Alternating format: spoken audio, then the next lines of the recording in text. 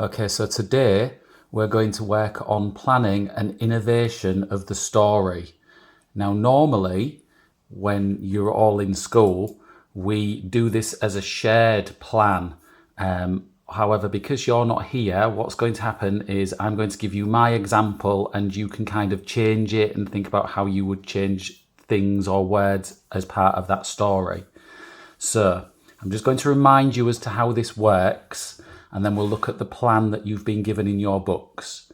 So obviously these two sentences here are the first two sentences that are in our story that we have been learning. So the first one says, the day that Poppy thought she saw a giant was the first day of the summer holidays. Now, because we're innovating it, it means that we need to keep this structure, but we need to change elements of this story. So the first thing that I'm going to change is the name of the person. So my story is going to be about somebody called Alex. So the day that Alex saw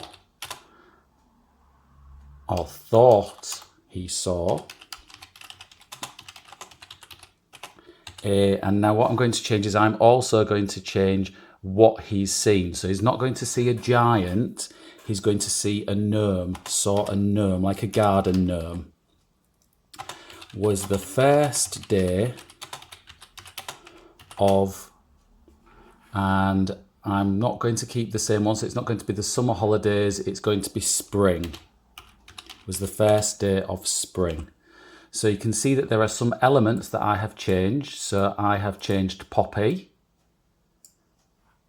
I have changed the giant. And I have changed when that person was seen, or that character was seen. So this is now my innovated sentence. Okay, so let's have a look at the second sentence. The second sentence says, it was walking down the alley at the back of the house. So mine might not be walking, it might be running, it might be crawling. So this is where if you were in school, we would share those ideas and you would come up with something together. So I might put, it was running around the garden at the front of the house. So I've changed walking for running, I've changed the alley for the garden, and I've changed the back of the house for the front of the house, but I've kept the same structure. So that's going to be how we will innovate our story this week. Now today, you are going to work on your plan. So your plan in your books looks like this. You can see that we've got the actual story that you've been learning all last week is in this box here. Now in the middle, I have put my innovation. So this is my ideas and I've put them there. So this is going to create my story that I'm going to innovate with you during the week. Now, because this is the innovation, you can use all my ideas if you wish to. Okay, so in this section here, you are going to use my ideas. You can see that I have highlighted some words. So I've highlighted Alex because you might change the name of your person. I've highlighted the word spring because you might change the time of year that it takes place. I've highlighted that it was hiding in the garden. So you might not have it hiding in the garden. It could be hiding in a bush. It could be hiding around the corner or behind a wall. Okay, so any parts where I've highlighted them in red, those are bits that you can change if you want to. So bits that you can change to make the story your own. If you can't think of your own ideas, then you can keep my ideas. That's fine.